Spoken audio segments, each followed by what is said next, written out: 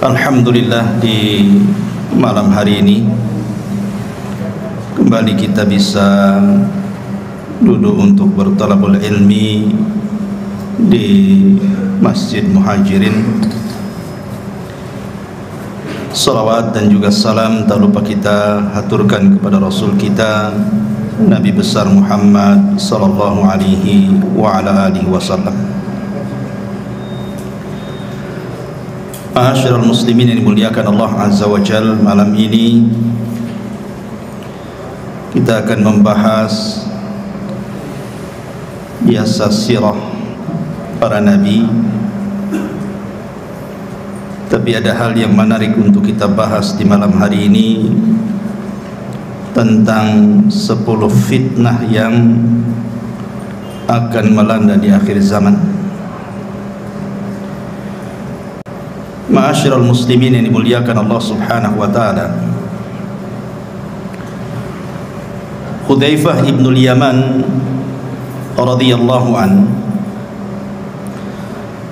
suatu ketika bermajlis dengan Amirul Mukminin Umar bin Khattab radhiyallahu an, sahabat-sahabat yang lainnya. Kemudian Umar radhiyallahu an mengatakan, ayyukum sami'a Rasulullah sallallahu alaihi wasallam yadhkurul fitan.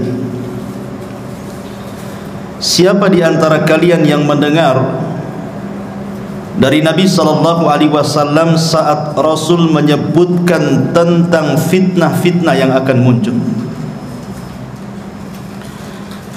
Faqala qaumun, maka sebagian para sahabat mengatakan, nahnu sami'na, ya kami mendengarnya. Faqala la'allakum ta'nuna fitnatar rajuli fi ahlihi wa jari.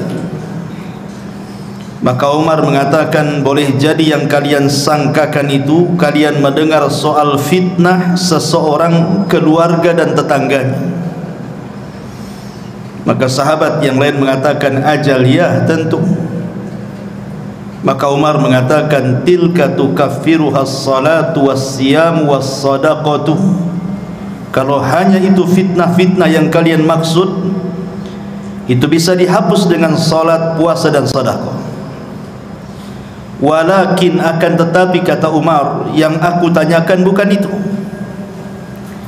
Ayyukum sami'an nabiyya sallallahu alaihi wasallam yadhkurul lati tamuju maujal bahri. Yang aku tanyakan adalah fitnah yang akan menghantam kalian seperti gelombang lautan yang akan menghempaskan kalian. Qala Hudzaifah, maka Hudzaifah berkata, fa askatal qaum, maka sahabat yang lain pun terdiam. Faqultu ana, kata Hudzaifah, aku tahu. Qala, maka Umar mengatakan, anta lillah wa abu. Wahai Hudzaifah, demi Allah, ceritakan fitnah itu. Maka Hudzaifah ibn al-Yaman mengatakan, sami'tu Rasulullah sallallahu alaihi wasallam tu'radul fitan 'alal qulubi kal hasiri 'udan 'udan fa ayyu qalbin ushribaha nukitat fihi nuktatus sauda wa ayyu qalbin anqaraha nukita fihi nuktatun bayda hatta tasira 'ala qalbaini 'alal abyad misli as-safa fala tadurruhu fitnatun madamatis samawati wal ardh wal akharu aswad murbadan kalquzin muzakhiyah la ya'rifu ma'rufan wa la yunkiru munkaran illa ma ushriba min hawahu. Apa kata Hudzaifah? Kata Hudzaifah ibn al-Yaman radhiyallahu anhu, dia mengatakan, fitnah akan dihamparkan ke hati-hati setiap manusia seperti tikar dihamparkan sehelai demi sehelai. maka hati mana saja yang akan menyerapnya maka akan berbekas satu titik hitam padanya, dan hati mana saja yang mengingkarinya maka akan berbekas titik putih di hatinya.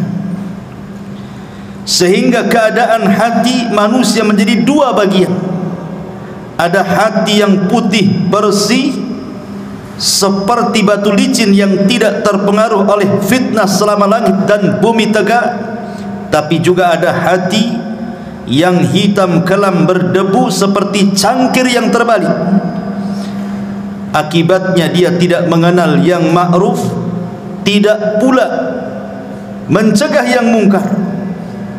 Dia hanya menyerap apapun yang bersumber dari hawa nafsunya. Hadis ini dikeluarkan oleh Imam Muslim dan yang lainnya. Perhatikan hadis ini ma'asyiral muslimin yang dimuliakan Allah Subhanahu wa taala. Nabi SAW menceritakan lewat lisan Hudzaifah Ibnul Yaman yang mendengar langsung dari Nabi, bahwa nanti fitnah itu akan dihamparkan di tengah-tengah manusia seperti tikar yang dihamparkan berhelai-helai. Kemudian kata Hudzaifah Ibnul Yaman, beliau mengatakan, fa ayyu qalbin ushribaha, siapapun yang kemudian punya hati dan menyerap fitnah itu, maka hatinya akan diletakkan titik hitam. Siapapun yang mengingkari fitnah itu, maka Allah akan letakkan titik putih di hatinya.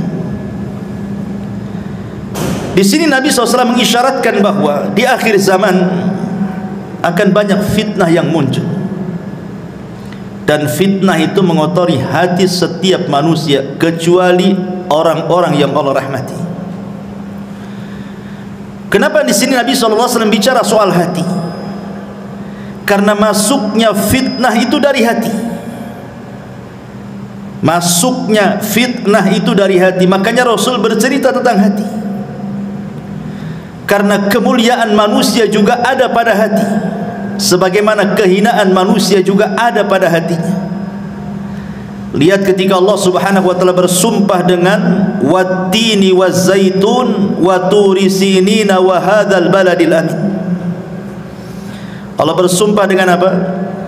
Dengan dua buah. Yang pertama tin dan zaitun. Yang kedua bersumpah dengan dua tempat, Tur, maksudnya Bukit Tur di mana Musa mendapatkan Taurat, wa hadzal baladil amin, dan juga dengan Mekah. Apa kaitannya dua tempat dengan dua buah itu?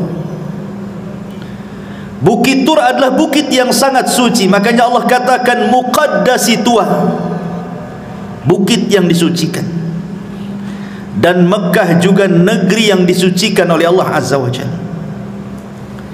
Lalu apa kaitannya dengan tin dan zaitun?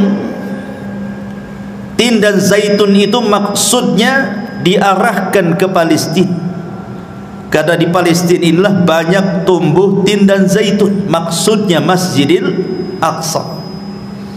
Jadi Allah bersumpah dengan tempat-tempat suci. Aqsa tempat suci, Bukit Tur tempat suci, Mekah juga tempat suci. Kemudian setelahnya Allah Subhanahu wa taala bicara soal kondisi dua manusia. Manusia yang pertama fi ahsani taqwim, sebaik-baik ciptaan, dan manusia yang kedua aradatnahu fi asfala safilin, manusia yang direndahkan serendah-rendahnya, bahkan boleh juga lebih rendah dibandingkan binatang. Dari sini menunjukkan bahwa kebersihan hati itu bisa mengangkat derajat manusia, dan kekotoran hati itu bisa merendahkannya. Makanya Allah mengatakan qad aflaha man zakkaha wa qad khaba man dassaha. Sungguh beruntung orang-orang yang membersihkan hati, dan sungguh rugi dan tidak beruntung orang-orang yang mengotorinya. Ma'asyiral muslimin yang dimuliakan Allah Subhanahu wa taala, dari sini kita bertolak bahwa nanti di akhir zaman hati kita akan diuji dengan berbagai macam fitnah. Kalau hati kita mudah mendapatkan fitnah, maka Allah letakkan titik hitam dalam hati kita. Ketika semakin banyak titik hitam itu, maka hati akan susah dapat hidayah. Makanya Rasul mengibaratkan kalkuzi muzahiyah, seperti cangkir yang terbalik. Anda tahu cangkir? Inilah cangkir. Ini cangkir. Kalau dibalik, maka tidak akan ada lubang di belakangnya. Walaupun kita isi air cangkir yang terbalik itu, air tidak akan pernah masuk ke dalam cangkir itu. Begitulah hati yang hitam, dimasuki hidayah dia tidak akan masuk.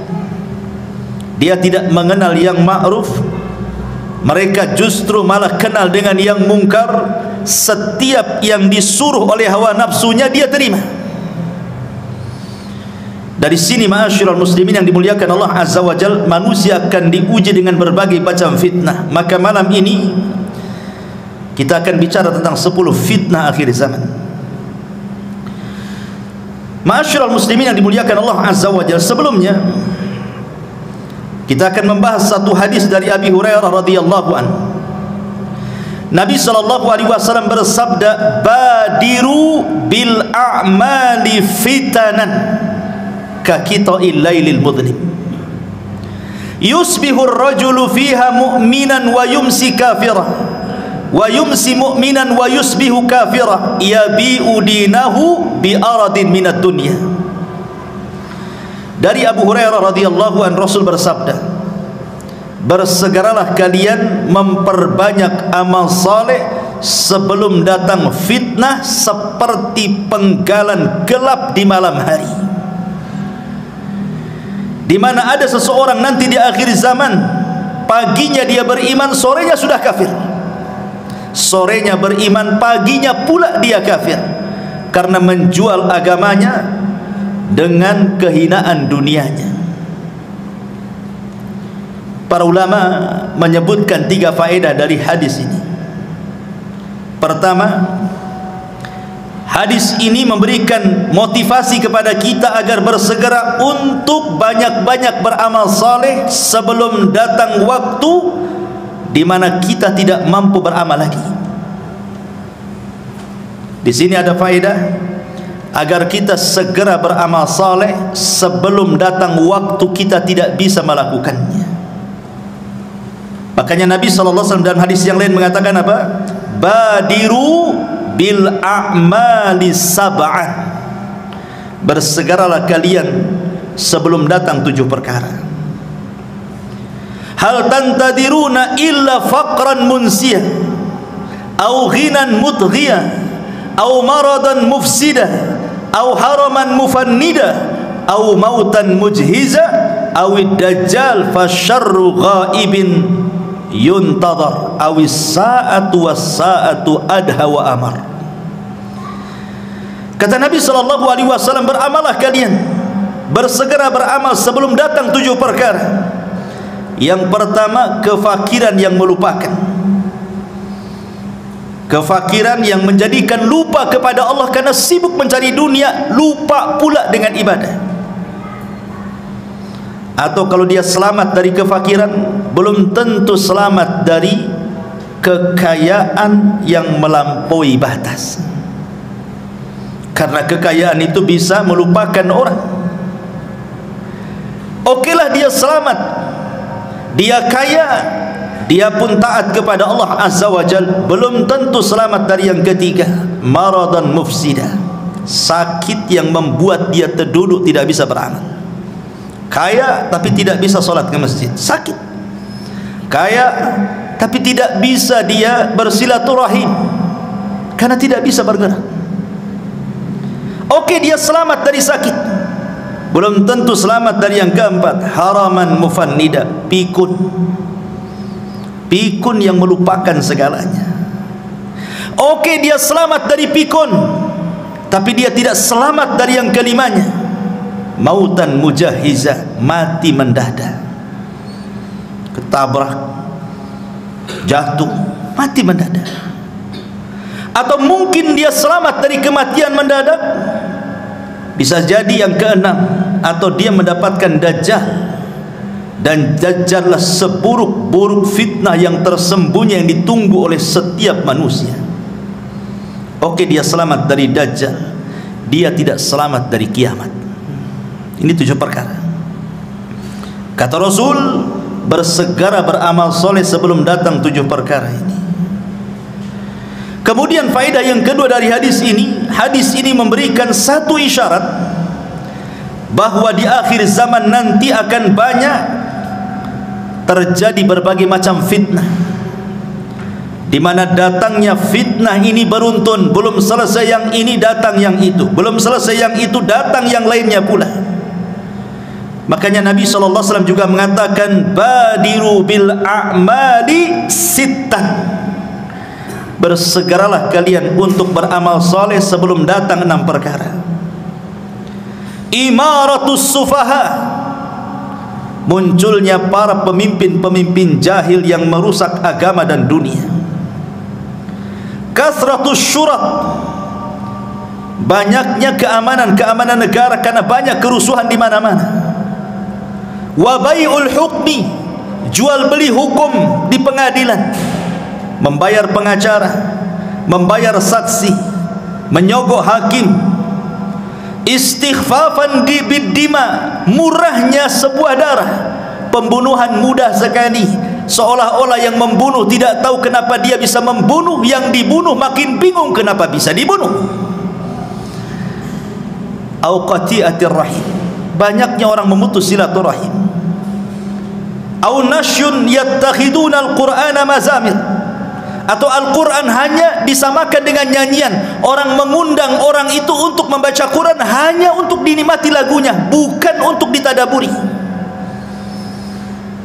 Yuqaddimuna ahadahum liyughanniyahum wa in kana aqalluhum fikha, hanya diundang untuk mengaji, dinikmati lagunya walaupun dia tidak paham soal fikihnya. Dan fitnah ini banyak, ini hanya sekelumit bahwa Rasul akan menjelaskan di akhir zaman akan muncul-muncul yang seperti ini. Ini belum selesai, tumbuh yang itu yang selesai, datang pula yang lainnya, dan begitu seterusnya. Dan yang ketiga, zaman kita ini ikhwan adalah zaman fitnah dan ujian, serta manusia disibukkan dengan urusan dunia itu luar biasa.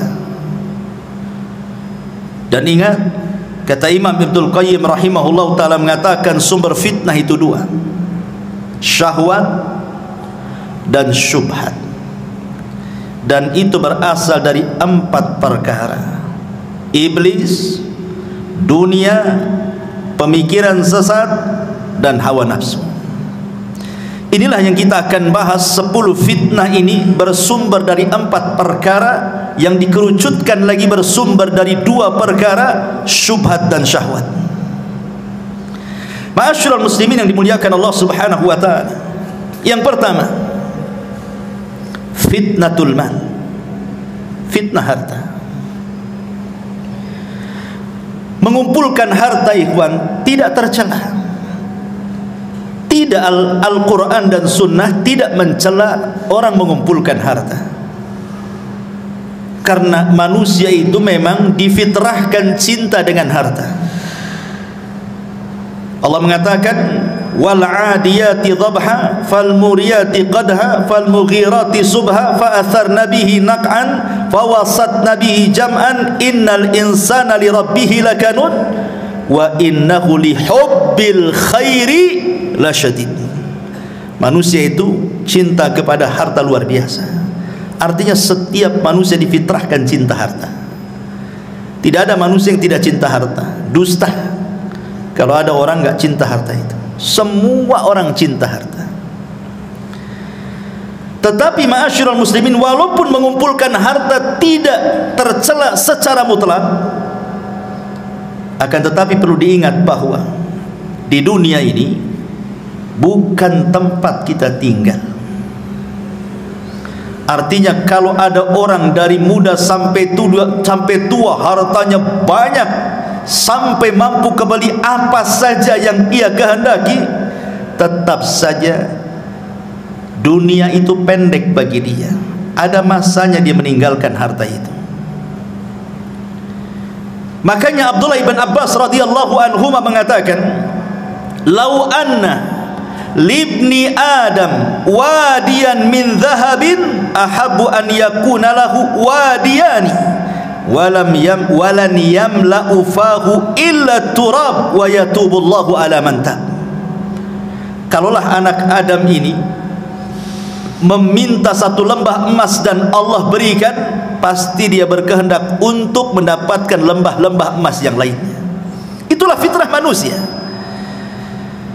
Ada orang yang berkeinginan, saya kalau sudah punya rumah, punya kendaraan, punya ini, punya itu, sudahlah, saya akan tenang-tenang, saya akan menikmati. Rupanya tidak juga. Setelah keinginannya tercapai, rupanya makin gila lagi keinginannya. Begitulah harta, ikhwatu fiddin, muliakan Allah subhanahu wa ta'ala, menjadi fitnah. Fitnah bagi pemiliknya. Ma'asyiral muslimin yang dimuliakan Allah azza wa jalla, dari segi mana fitnahnya harta itu? Begini ikhwan, kenapa harta menjadi fitnah itu? Kalau orang terus mencari harta, keinginannya tercapai, rumah sudah kebeli, kendaraan sudah kebeli, dia pun mampu membuat usaha, hartanya banyak. Terkadang manusia takut kalau seandainya kekayaannya hilang.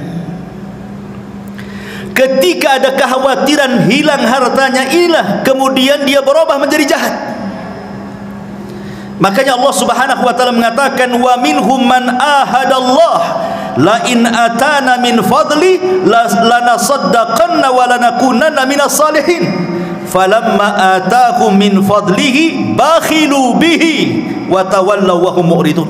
At-Taubah 75-76. Ada di antara manusia yang berjanji kepada Allah subhanahu wa ta'ala, kalau Allah memberikan kepadaku harta yang banyak, aku akan sedekah, aku akan menjadi orang baik. Ketika Allah berikan betul-betul harta itu, apa yang terjadi? Bakhilu bihi, dia pun menjadi orang yang paling bakhil. Kemudian wa tawallaw wa hum mu'ridun, dia pun berpaling dan tidak mau dekat dengan Allah subhanahu wa ta'ala. Disitulah letak fitnahnya. Orang kalau sudah kemudian punya harta, takut pula dia kehilangan harta. Karena dia takut kehilangan harta, bukan dia yang kuasai harta, harta pula menguasai dia. Disitulah bahayanya. Makanya ketika Allah subhanahu wa ta'ala menguji kita dengan zakat dan sedekah, perhatikan, terkadang kita harus memberi zakat dan sedekah kita ini kepada orang yang tidak ada kait mengait dengan usaha kita. Orang yang kita kasih itu terkadang dia tidak membantu usaha kita, bahkan mungkin gak kenal kita dengan dia, tapi kita dituntut memberinya, padahal dia tidak punya andil dengan kekayaan kita. Itu ujian harta namanya. Bisa kita memberi kepada orang yang tidak kenal dengan kita. Lain kalau seandainya kita memberi pekerja dalam usaha kita, wajar karena dia andil dalam usaha kita. Ini orang nggak pernah kerja sama kita, nggak pernah memberi modal sama kita, kenal pun tidak, tahu-tahu menjulurkan tangannya minta sedekah dari kita. Di sini diuji oleh Allah, mau memberi atau tidak. Disinilah fitnah harta itu muncul. Makanya Qarun adalah orang yang paling dekat dengan Nabi Musa, ahli dan pakar Taurat. Ketika membaca Taurat paling indah suaranya, orang suka dengan Qarun. Itu lagi miskin-miskinnya. Setelah dibentangkan kekayaan kepada Qarun, mulailah dia jahat. Kalla innal insana la yatgha an ra'ahu istaghna. Sekali-kali jangan begitu. Terkadang ketika Allah bentangkan kehidupan dunia, melampaui batas pula anda. Ketika Nabi Musa disyariatkan zakat, kemudian menyuruh orang untuk mengambil zakat dari Qarun, apa kata Qarun? Innama utituhu ala ilmin indi. Enak saja kau datang ngambil zakat dariku, sementara kekayaanku ini hasil jerih payahku, lelah letih aku mencarinya. Qarun menjadi bakhil. Ma'asyiral muslimin yang dimuliakan Allah azza wa jalla, inilah fitnah harta yang sangat bahaya. Makanya Rasul mengatakan, likulli ummatin fitnah wa fitnatu ummatil mal. Setiap umat itu ada fitnahnya, dan fitnah umatku adalah harta, kata Nabi sallallahu alaihi wasallam. Ma'asyiral muslimin yang dimuliakan Allah Subhanahu wa taala, apalagi kalau kita lihat di zaman sekarang, ikhwan, zaman globalisasi, zaman di mana orang mampu mengakses yang jauh menjadi dekat. Tontonan setiap hari kita bisa lihat di televisi, YouTube dan semua media-media massa. Lihat yang dipertontonkan di hadapan kita. Terkadang sinetron-sinetron, film-film, semua bicara kemegahan. Konten-konten YouTube hanya bicara soal rumah megah, kendaraan megah, tanah luas, macam-macam. Sementara yang nonton itu orang-orang miskin, orang-orang susah. Kebayang dia kepengen seperti itu. Tengok tetangga rumahnya makin besar, kebayang kapan saya seperti dia. Akhirnya ketika itu bayangannya lupa dengan yang di atas, karena dia ingin mengejar hayalannya. Di situ fitnahnya. Ma'asyiral muslimin yang dimuliakan Allah Subhanahu wa taala, padahal kalau kita melihat hakikat harta, kata ulama, at-tajmi' wa tafriq, harta itu sebenarnya hanya dikumpul-kumpul, habis itu ditinggal. Coba lihat orang-orang yang kaya miliarder itu, triliunan uangnya itu, kekayaannya masih numpuk di atas bumi, dia pula sudah pulang ke bawah bumi. Siapa yang menikmati itu? Dia lelah mencari harta, lelah berkeringat dari muda sampai tua jadi orang kaya. Habis itu terkena penyakit, mati. Dia belum sempat menikmati kekayaannya. Siapa yang menikmati? Ahli warisnya. Terkadang ahli warisnya tidak bersyukur dengan kekayaan ditinggalkan orang tuanya. Tidak ada pun dia bersedekah untuk orang tua yang sudah mewariskan hartanya, kan? Itulah fitnah harta di sini. Tajmi wa tafriq. Ini yang pertama. Yang kedua, fitnatul jah. Fitnah kedudukan, fitnah kekuasaan, fitnah kepemimpinan, fitnah ingin terkenal, dihargai orang, disambut orang, ingin dipuji orang, ingin disanjung orang, takut kehilangan kekuasaannya, takut ditinggalkan orang, takut tidak dihargai lagi. Akhirnya apa yang terjadi? Dia pun tagha, persis seperti Firaun, tagha melampaui batas. Karena memang tabiat fitnatul jah ini, ikhwan, fitnah kekuasaan ini identik dengan fitnah keserakahan. Orang kalau sudah berkuasa, dia tidak mau jatuh lagi, karena sudah enak duduk di kursi, tak mungkin dia pula duduk di lantai. Sehingga dengan daya upaya dia akan mempertahankan itu. Lalu fitnahnya di mana? Fitnahnya di sini, ketika dia berpikir akan jatuh, dia sudah terbayang itu. Sudah tidak ada lagi acara-acara resmi kerajaan, pemerintah, tidak ada lagi sambutan-sambutan, tidak ada lagi sanjungan-sanjungan, tidak ada lagi pujian-pujian, tidak ada lagi, semuanya halaka anni sultaniyah, hilang kekuasaannya. Umar bin Abdul Aziz rahimahullahu ta'ala, ketika dia sedang sakit parah, dia minta dipapah ke kuburan. Kemudian dia pandang kuburan itu, kemudian dia menangis. Kemudian dia berteriak dan mengatakan, ma aghna anni maliyah halaka anni sultaniyah, katanya. Kalau seandainya aku mati, kata Umar bin Abdul Aziz, tidak ada manfaat harta yang menumpuk di depan saya, tidak pun kekuasaan akan hilang begitu saja. Belum mati nih, orang yang jatuh dari kekuasaan itu sudah stres dulu deh, karena sudah tidak ada lagi yang menghargai dia. Apalagi tabiat orang yang berkuasa itu, kalau sudah naik rezim yang lain, dia akan menjatuhkan rezim sebelumnya, dan begitu seterusnya itu, dari zaman ke zaman seperti itu. Sehingga fitnahnya di sini. Akhirnya kemudian menghalalkan segala cara, yang penting naik ke sana, mau sikut kiri sikut kanan, mau menzalimi orang, mengambil hak orang, enggak peduli dia, yang penting aman kedudukannya. Ini fitnah, ini luar biasa. Makanya Nabi SAW sampai mengatakan, ma dhi'bani ja'i'ani ursila fi ghanamin bi afsadalaha min hirsil mali alal min hirsil mar'i alal mali wasyarafi lidini. Kalau seandainya ada dua serigala yang dua-duanya lapar, kata Rasul, ini serigala belum makan 1 minggu, lapar, di depannya ada kambing, tentu serigala ini akan mencabik-cabik kambing itu sampai kenyang, sampai robek, sampai rusak. Kata Rasul, kondisi kambing yang rusak dicabik dua serigala lapar itu tidaklah sebanding kerusakannya dibandingkan orang yang semangat mengejar harta dan kedudukan. Karena kalau dua serigala ini hanya memakan 1 kambing sudah kenyang, selesai. Tapi orang yang mengejar kedudukan, dia akan korbankan banyak orang. Dia akan korbankan, dia harus berdusta di situ. Terkadang harus mendolimi, terkadang harus menyakiti, tak jarang membunuh, naudzubillah. Makanya di sini kemudian Rasul mengatakan,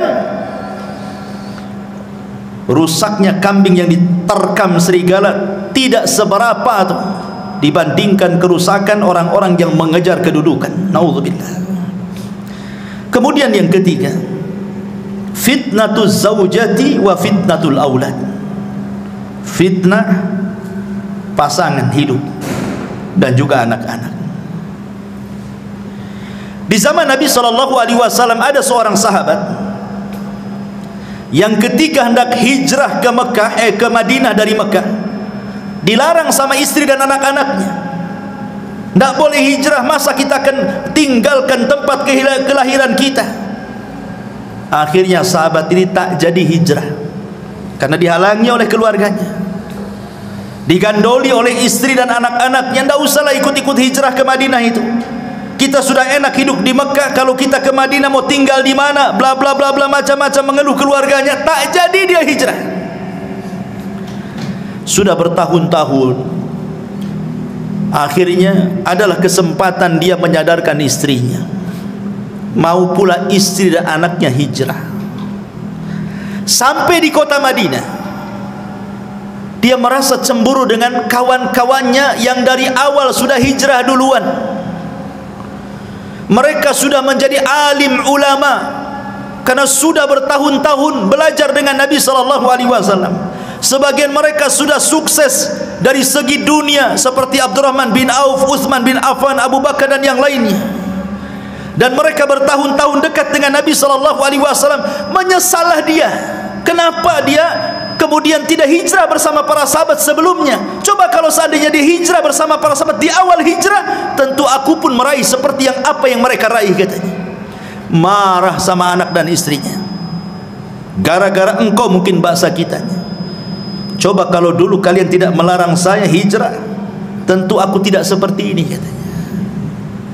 Ketika itu turun ayat surah At-Taghabun ayat 14 kepada sahabat ini.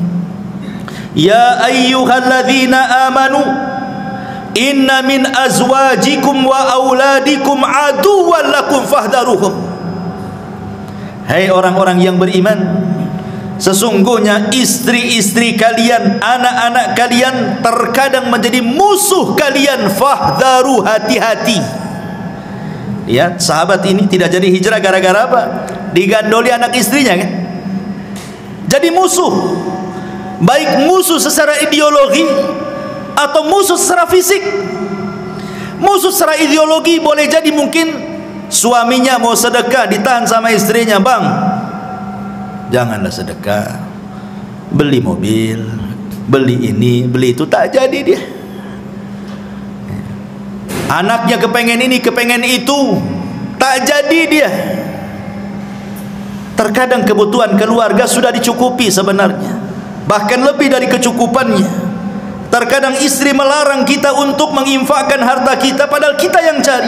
Terkadang anak-anak juga demikian. Itu secara ideologi itu. Secara fisik ya sudah, na'udzubillah, banyak kita lihat di YouTube ada anak membunuh orang tuanya. Entah apa salah orang tuanya, kenapa sampai dibunuhnya. Akhirnya ketika sahabat ini mau marah kepada keluarganya ini, maka Allah Subhanahu wa taala katakan, wa in ta'fu wa tasfahu wa taghfiru fa innallaha ghafurun. Kalau engkau maafkan anak istrimu, kau berlapang dada, kau ampunilah kesalahan mereka, Allah zat yang maha pengampun lagi maha pengasih. Akhirnya dimaafkan. Ya sudahlah, sudah kadong begitu bahasa kitanya. Lihat, karena begini ikhwan, fitnah istri dan anak-anak itu terkadang kita ini mencintai Allah dan Rasulnya. Kita orang Islam pasti kita cinta dengan Allah, cinta dengan Rasulnya. Tapi terkadang kecintaan kita kepada Allah dan kepada Rasulnya ini tidak lebih besar dibandingkan kecintaan kita kepada istri dan anak kita. Itu masalahnya. Buktinya saja, ada orang kepala rumah tangga lah, anaknya tertidur di waktu subuh. Mungkin anak itu baru safar dari mana gitu, sudah besar anak itu. Kemudian malamnya ngobrol sampai kemudian dia baru 1 jam subuh baru tidur. Kemudian bapaknya ingin bangunkan anak itu sholat subuh. Apa kata istrinya? Janganlah pak, kata. Anak itu baru datang capek, baru 1 jam dia tidur, biarkanlah dia tidur, kata. Akhirnya kemudian suaminya sholat subuh sendiri, anaknya ngorok sampai terbit matahari. Kenapa orang tua ini membiarkan anaknya seperti itu? Karena sayangnya dia kepada istrinya dan sayangnya kepada anaknya. Itu di dunia. Di akhirat dia tidak sadar anak itu yang menyeret dia ke neraka. Ma'asyiral muslimin yang dimuliakan Allah Azza wa Jalla, terkadang kita bapak-bapak ini dibuat durhaka dengan orang tua gara-gara istri. Banyak laki-laki yang durhaka dengan orang tua gara-gara istrinya kan? Padahal hak kita kepada orang tua itu porsinya lebih besar dibandingkan hak kita kepada istri kita.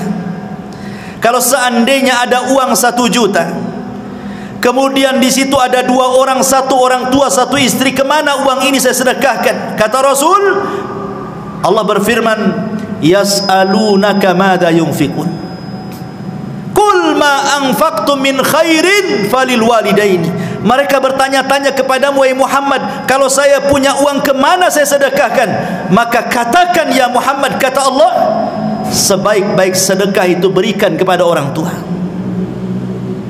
Tetapi berapa banyak istri yang mempengaruhi kita, akhirnya kita durhaka dengan orang tua kan? Sampai ada seseorang itu curhat dengan saya itu, menangis nih seorang suami, karena dia lelah bekerja. Dia harus sembunyi-sembunyi loh itu nyisipkan uang gajinya, karena setiap gajian langsung disambar istrinya. Jadi sisihkan sedikit-sedikit hanya untuk mengirim orang tuanya. Nangis dia. Kenapa harus izin sama istrinya? Dia yang cari kerja. Tidak boleh seorang suami seperti itu, dan tidak pun layak istri seperti itu. Masa kemudian suami disudurhaka dengan orang tuanya?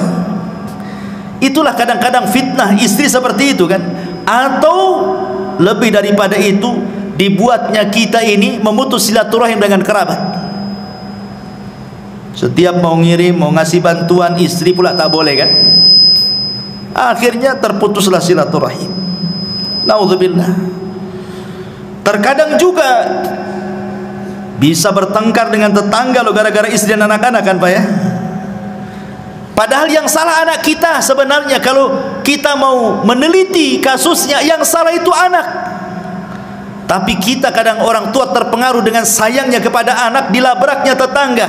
Anaknya sudah akur salaman dengan sesama anaknya, kita pula 7 turunan dendamnya tak habis-habis.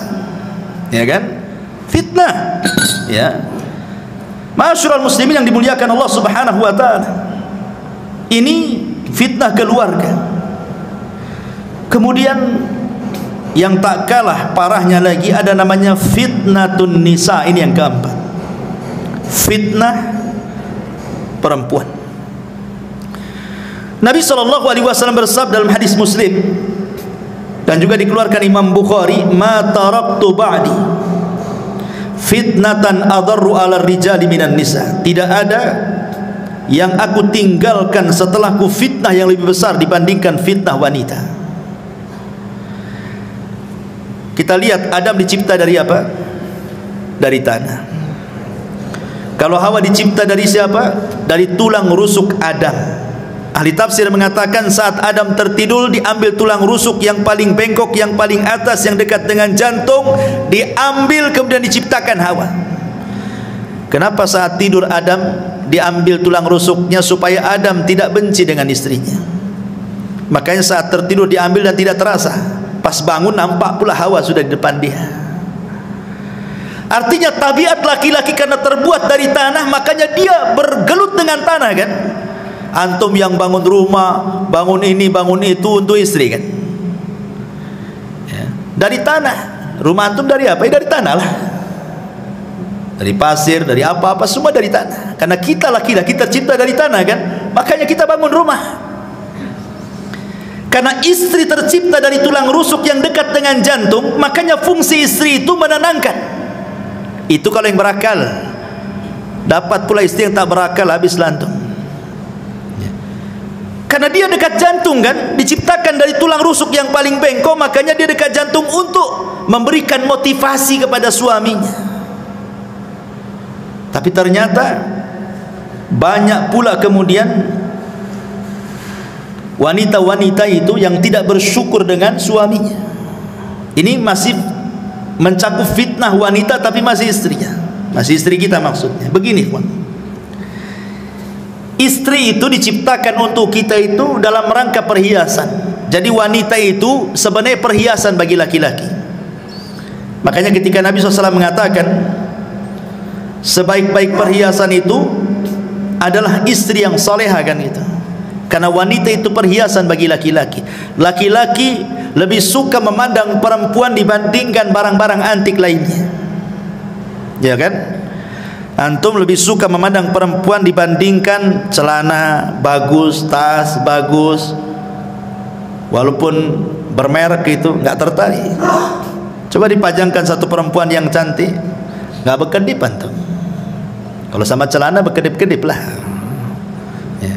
Karena memang wanita diciptakan jadi perhiasan bagi laki-laki. Makanya kenapa kenikmatan laki-laki itu lebih banyak dikasih perempuan di sorga. Karena memang difitrahkan laki-laki itu hanya suka perempuan. Kalau yang lain bosan, kalau perempuan gak akan bosan. Berbeda dengan perempuan. Perempuan itu bukan satu-satunya kenikmatan laki-laki. Ya, dia juga difitrahkan cinta dengan kita. Tapi kecintaannya bercabang. Ia cinta dengan suami, ia cinta dengan perhiasan, ia cinta dengan baju, dengan pakaian, dengan macam-macam. Makanya kenikmatan di sorga pun bercabang-cabang dia. Dia tidak dikasih bidadara banyak-banyak, satu aja suaminya. Karena di dunia saja perempuan itu dia tidak begitu suka dengan laki-laki. Dia suka kadang, tapi juga ada yang lain yang disukai dia. Makanya lihat perempuan itu, kalau antum kasih hadiah baju senang luar biasa kan. Kalau antum dikasih hadiah sama istri kaos nggak senang, biasa-biasa saja kan, nggak ada surprise-nya sama sekali. Karena hari-hari juga kita pakai kaos kadang seminggu sekali baru ganti. Kalau perempuan kan dikit-dikit ganti, dikit-dikit ganti. Ada pakaian dapur beda dengan pakaian keluar, beda dengan pakaian kearisan, beda dengan pakaian ke pasar, dan begitu seterusnya kan. Laki-laki mana peduli, mau ke undangan ya itu, mau sholat ya itu, mau tidur ya itu gitu. Gak peduli dia. Ma'asyiral muslimin yang dimuliakan Allah Azza wa Jalla, masalahnya ikhwan, di mana letak fitnah nih perempuan nih? Yang dimaksud dalam hadis ini, maksudnya di sini bukan istri kita, tapi perempuan yang tidak ada kait mengait dengan kita. Karena begini, ada satu kisah, ini sering saya ceritakan, tapi di sini belum. Abu Abdillah Al-Laghawi rahimahullahu ta'ala, seorang ulama salaf. Abu Abdillah Al-Laghawi rahimahullahu ta'ala bercerita, di zamannya ada anak muda. Anak muda ini rajin sholat, tidak lepas baca Quran, hadir terus di majelis ta'lim, pokoknya anak muda soleh. Dia berjalan melewati satu gereja. Rupanya di dalam gereja itu ada seorang wanita biarawati yang sangat cantik sekali. Entah kenapa pandangannya tertuju kepada wanita itu. Begitulah bapak-bapak, ya, tak sabar kalau melihat yang bening-bening, langsung dituju matanya ke situ ya. Akhirnya kemudian Setiap hari lewat gereja itu, setiap itu pula dia menatap wanita itu. Setan masuk, panah cinta masuk ke yang perempuan dan masuk pula ke yang laki-laki. Akhirnya mulai saling mengirim surat karena tidak berani dia mendekat gereja. Surat dibalas surat, perjanjian dibalas janji, ketemu dibalas ketemu, akhirnya ngobrol, jatuh cinta, kemudian kepengen menikah. Cintanya kuat luar biasa. Masalahnya, yang satu muslim, yang satu Nasrani, biarawati lagi, tidak bisa menikah kecuali dia keluar dari petugas gereja.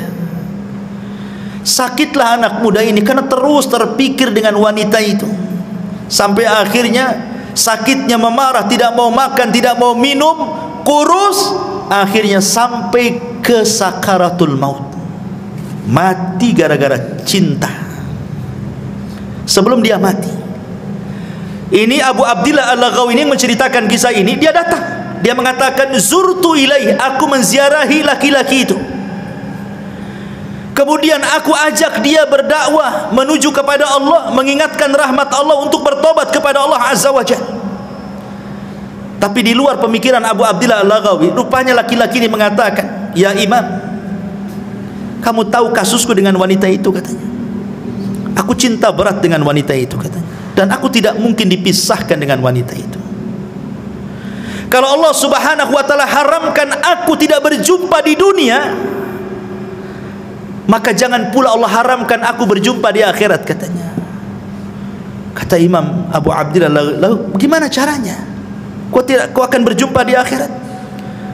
Di luar pemikiran Abu Abdillah, tiba-tiba dia mengatakan, kafartu bidini wa amantu bidiniha. Ya Imam, saksikan sebelum wafatku, aku kufur dengan agamaku dan aku beriman dengan agama wanita itu, katanya.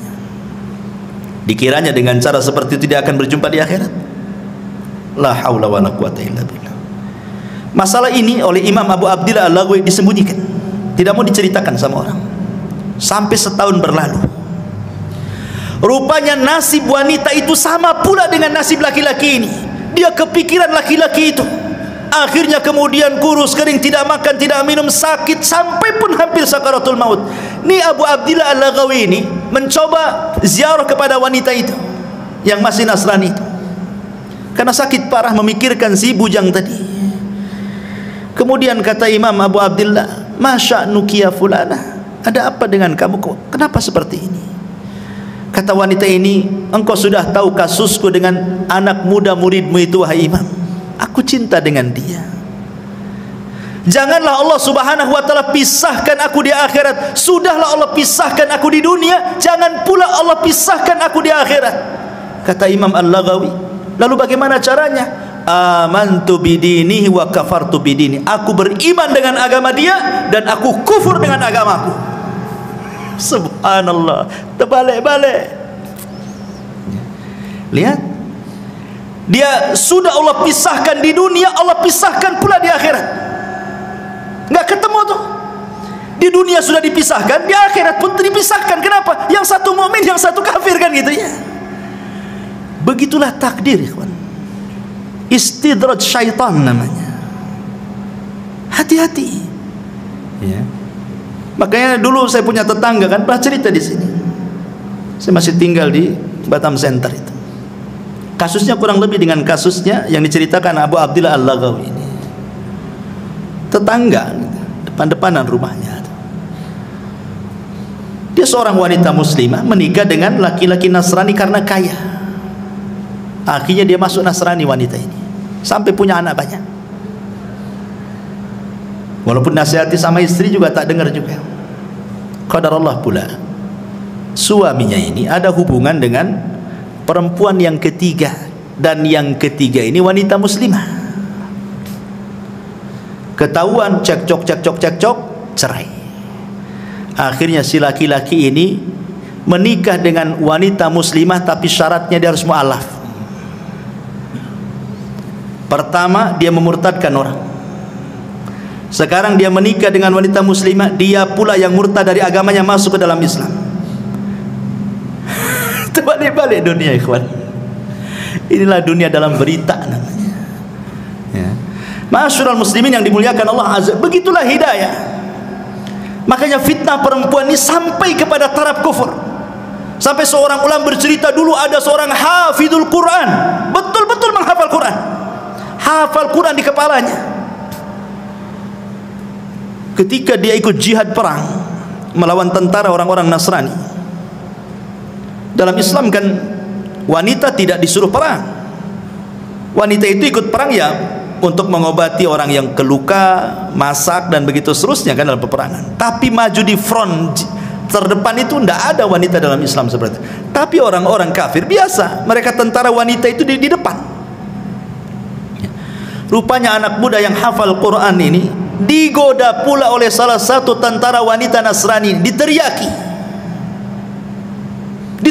Akhirnya entah kenapa kemudian masuk pula kesukaan laki-laki ini kepada wanita Nasrani, padahal musuh perangnya itu. Sampai dia terbayang-bayang satu malam tak bisa tidur.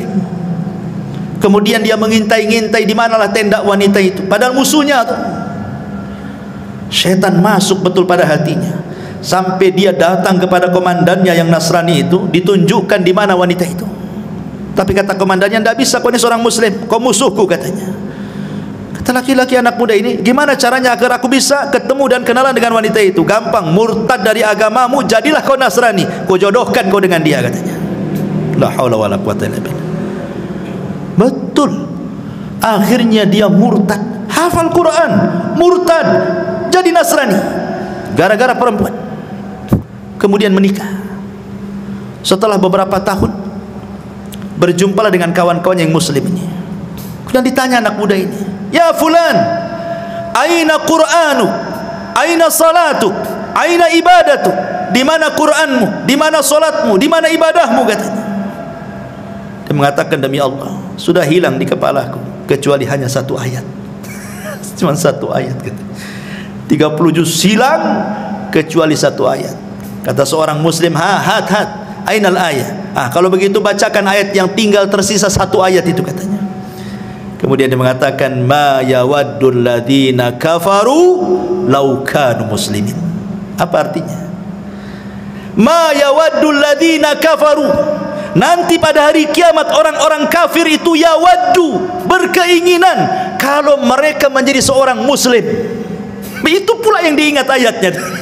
Subhanallah. Itu kan nyindir dia, bodoh itu bahasanya kan itu. Nanti pada hari kiamat orang-orang kafir itu kepengen mereka jadi Islam, kok kamu pula jadi Nasrani, gitu maksudnya. Itu pula yang dihafalnya itu.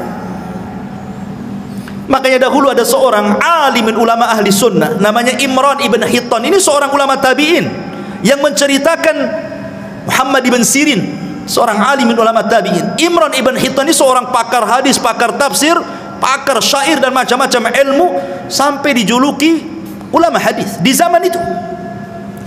Tertarik dengan seorang wanita. Wanita ini anak daripada pamannya, sepupuan dengan dia, cantik jelita. Masalahnya satu keluarga pamannya khawarij semuanya, bahasa kitanya teroris semuanya. Dinasihatilah oleh kawan-kawan, ya Imran, jangan menikah dengan dia, nanti kau keseret dengan khawarij katanya. Kata Imran bin Hittan, tidak, nggak mungkin. Aku sudah kokoh dengan akidah ahli sunnahku, tidak mungkin aku masuk khawarij. Dinasihati tak bisa. Nikah pula dia betul-betul melamar wanita anak pamannya. Subhanallah, dengan seiringnya waktu tahun berlalu, rupanya dia terpengaruh dengan khawarij, jadilah tokoh khawarij dia. Jangan sangka kita ini sudah punya iman, punya Islam, dekat-dekat dengan syubhat itu, jangan. Nabi saja mengkhawatirkan Umar dengan agamanya saat memegang lembaran Taurat. Apa kata Rasul? Ya Umar, amutahawikun anta ya ibnal Khattab.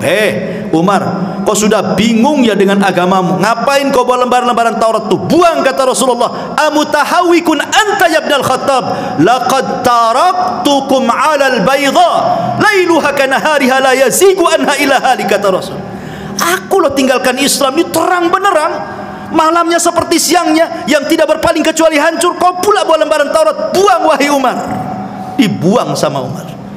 Sekelas Umar dikhawatirkan agamanya sama Nabi.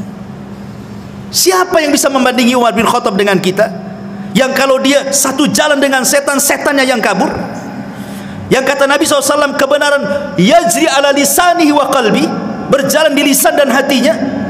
Yang dikatakan Nabi SAW, setiap umat itu ada mulham, dan mulhamnya umat ila Umar bin Khattab, setiap pendapatnya turun wahyu. Tapi masih dikhawatirkan agamanya sama Nabi kan. Jangan macam-macam dengan syubhat dan syahwat itu.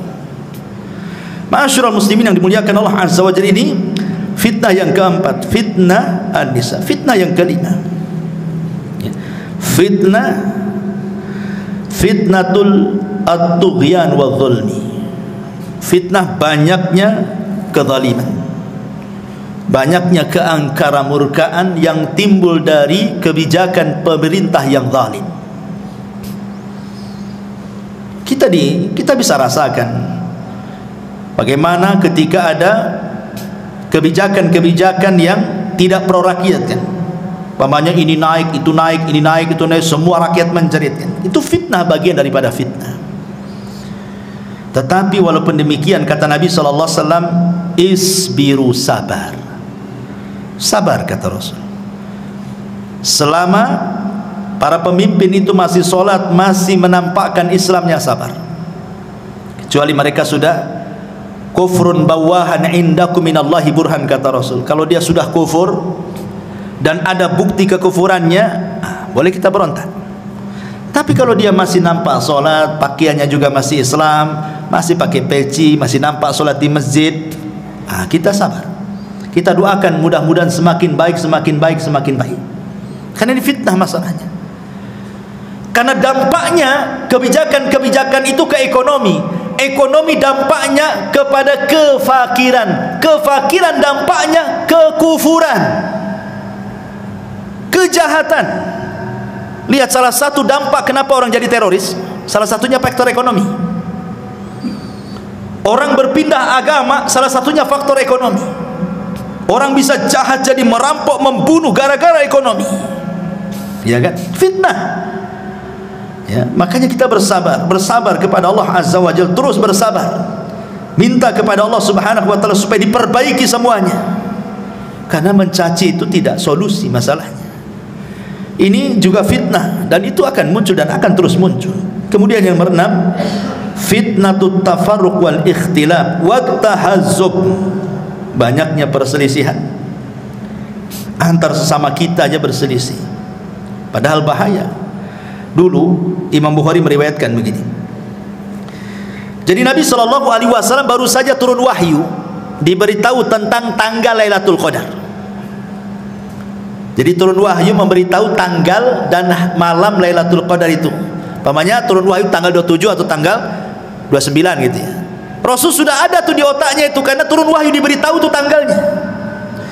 Senanglah Rasul itu, kepengen memberitahu sahabat tentang malam apa Lailatul Qadar dan tanggal berapa gitu. Akhirnya keluar rumah, ingin kasih tahu, maksudnya saking senangnya Rasulullah. Di tengah jalan ada dua sahabat bertengkar, melengking-lengking suaranya, saling mengotot keduanya.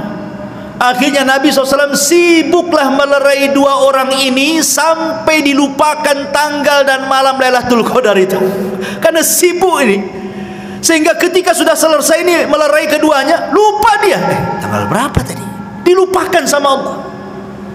Dari sini menunjukkan ikhwatu fiddin bahwa perselisihan itu sebab mahkul khair wal barakah, diangkatnya kebaikan dan keberkahan sebab perselisihan ini.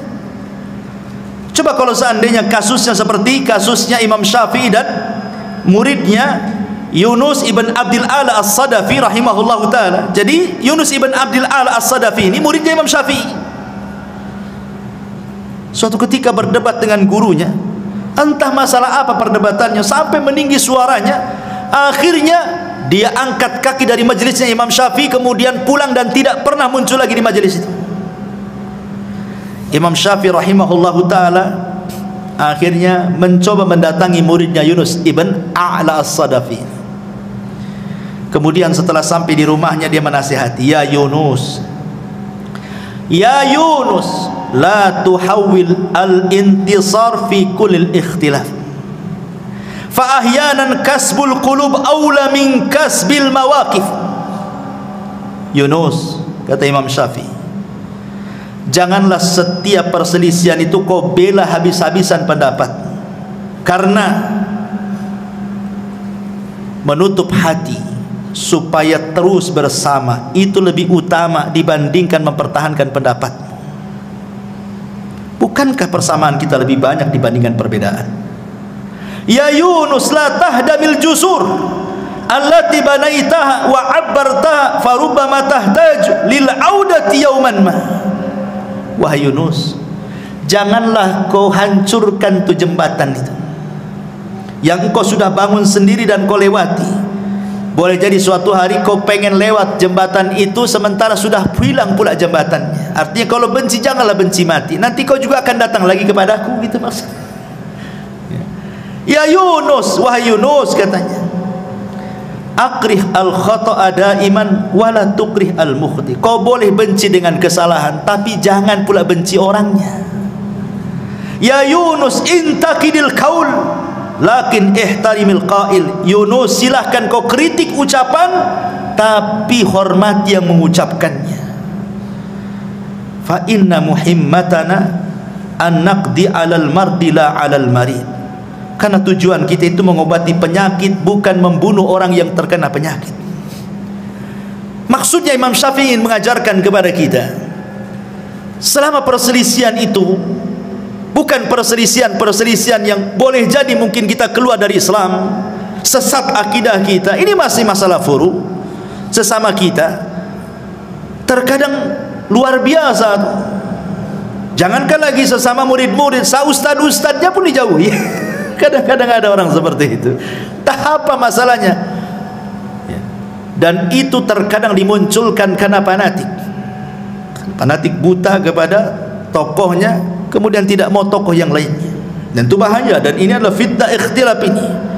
Ini sangat bahaya sekali, karena akan melemahkan kaum muslimin dan akan bercerai-berai. Tidak ada lagi kekuatan. Kemudian yang nomor 7, fitnatu a'immatil mudillin. Fitnah munculnya para duat yang menyesatkan manusia. Kata Rasulullah sallallahu alaihi wasallam, innama akhwafa ma akhafu alaikum al munafiqu alimul lisan. Sesuatu yang paling aku khawatirkan, kata Rasul, sesuatu yang paling aku takutkan, kata Rasul, munculnya para munafik yang lihai cara berbicara, pandai berdiplomasi, ngomongnya luar biasa, tapi isinya kesesatan semuanya. Makanya kita kadang-kadang lihat YouTube kan, banyak kali jadi ustad-ustad dadakan itu, macam-macam itu seruannya.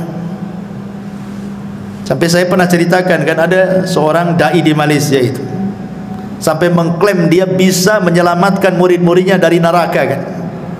Masuklah ke jamaah saya, kalau kalian masuk neraka akan kulempar serbanku, tinggal tangkap ku masukkan ke surga. Enak kali masuk surga, ada jaminan pula masuk jamaah dia. Ini multi level marketing atau ajaran Islam ini ya? Mau cari-cari banyak orang, bukan begitu ya. Bukan semudah orang itu naik surga. Naik surga itu darajat, naik susah. Kalau nerakanya darokat, tinggal jegur saja. Tak perlu belajar masuk neraka itu, tak perlu sekolah tinggi-tinggi, beli saja minum khamar, minum masuk neraka. Ma'asyiral muslimin yang dimuliakan Allah Azza wa Jalla. Kemudian juga karena waktu juga, yang ke-8, fitnatul qatli, fitnah pembunuhan yang disebut dengan al-haraj. Orang mudah membunuh. Di zaman sekarang orang mudah membunuh. Kata Nabi SAW, al-qatil la yadri fima qatal wal maqtulu la yadri fima qutil. Orang yang membunuh bingung kenapa dia bisa membunuh, orang yang dibunuh pula bingung kenapa pula bisa dibunuh. Enggak jelas alasannya, main bunuh-bunuhan begitu saja. Gara-gara waris, ya kan? Gara-gara masalah utang piutang, bunuh-bunuhan. Gara-gara soal dendam, bunuh-bunuhan. Macam-macam. Cemburu suami istri cerai, dibunuh pula istrinya. Begitu seterusnya, ya. Kemudian yang nomor 9, ini yang paling bahaya, fitnatuddin, fitnah agama. Makanya kenapa Nabi SAW berdoa kepada Allah, Allahumma la taj'al musibatana fi dinina. Ya Allah, jangan jadikan musibah itu terkena kepada agamamu. Silahkan kau uji anakku, istriku, hartaku, usahaku, silahkan, tapi jangan diuji agamaku. Karena kalau sudah yang diuji agama ini bahaya. Orang bisa kufur, bisa syirik, bisa macam-macam, nggak akan bahagia dunia akhirat. Maka banyak-banyak berdoa kepada Allah, Allahumma la taj'al musibatana fi dinina. Ya Allah, jangan kau jadikan musibahmu menimpa agama. Dan yang terakhir tentu fitnah yang merangkum semua fitnah. Apa itu? Fitnatud Dajjal. Ini merangkum semua fitnah. Makanya surah Al-Kahfi itu Allah Subhanahu wa taala menceritakan tentang kisah Dzulqarnain. Bicara soal kekuasaan. Allah bicara tentang kisah Ashabul Jannatain, tentang harta, dua kebun yang kufur. Kemudian yang ketiga kisah tentang Nabi Khidir dan Musa, kisah tentang ilmu. Kemudian kisah Ashabul Kahfi, kisah soal agama. Karena fitnah itu bisa saja dari agama, bisa saja dari dunia, bisa saja dari kekuasaan, bisa saja dari pemikiran. Dan itu ada pada Dajjal. Makanya kenapa kita disuruh membaca surah Al-Kahfi? Karena terangkum 4 fitnah ini ada pada Dajjal. Wallahu a'lam bishawab. Ini yang bisa sampaikan, mudah-mudahan ada manfaatnya. Subhanakallahumma bihamdika asyhadu an la ilaha illa anta astaghfiruka wa atubu ilaik. Allahu ta'ala alam. Assalamualaikum warahmatullahi wabarakatuh.